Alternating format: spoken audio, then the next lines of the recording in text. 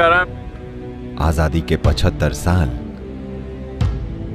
एक देश के रूप में, किसी देश के जीवन में 75 साल कोई बहुत लंबा समय नहीं होता। लेकिन जिस महत्वपूर्ण बात पर हमें ध्यान देने की जरूरत है वो ये है कि हम कहां थे और आज हम कहां हैं। 1947 में जब भारत ने अपनी स्वतंत्रता हासिल की, तब एक भारतीय व्यक्ति की औसत उम्र 28 साल थी। आज ये 70 साल से ज्यादा है। ये एक देश के लिए एक जबरदस्त उपलब्धि है और देश को मजबूत बनाने का यही अर्थ है कि लोग लंबे समय तक जी रहे हैं और बेहतर जीवन जी रहे हैं। So Amrit is definitely beginning to flow.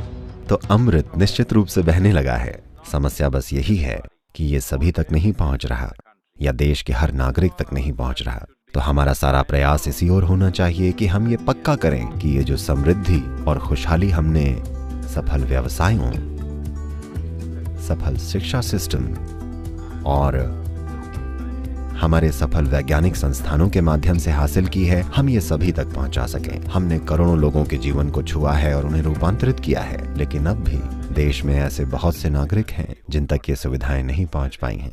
अभी हमारा यही प्रयास होना चाहिए और अगर ऐसा होना है तो ये महत्वपूर्ण है कि न केवल सरकारें, निश्चित रूप से सरकारों की बुनियादी जिम्मेदारी ये है, लेकिन ये जिम्मेदारी हर नागरिक पर भी है कि वो ये पक्का करें कि वो खुशहाली जिसका स्वाद भारत का एक बहुत बड़ा हिस्सा महसूस करने लगा है, वो हर नागरिक के साथ हो। इस दिशा में अनेक चीजें की जानी हैं। एक सबसे महत्वपूर्ण बात यह है ये पक्का करना कि हमारे पास खाने के लिए भोजन हो।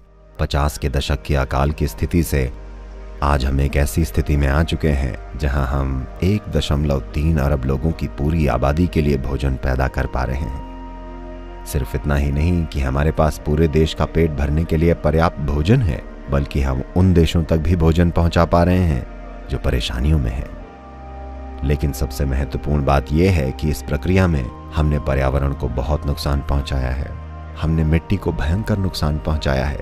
ये बहुत महत्वपूर्ण है अगर हमें एक ऐसे भव्य भारत का निर्माण करना है जो एक लंबे समय तक बरकरार रहे, जो न सिर्फ रहने के लिए एक अद्भुत देश हो बल्कि बाकी की दुनिया के लिए एक सच्चा प्रकाश या प्रकाश स्तंभ भी हो। क्योंकि हमारे पास जरूरी क्षमताएं हैं, हमारे पास ज्ञान है और सबसे बढ़कर हमारे पास एक शानदार सांस्कृतिक बुनियाद है जो किसी भी दूसरे देश के पास नहीं है।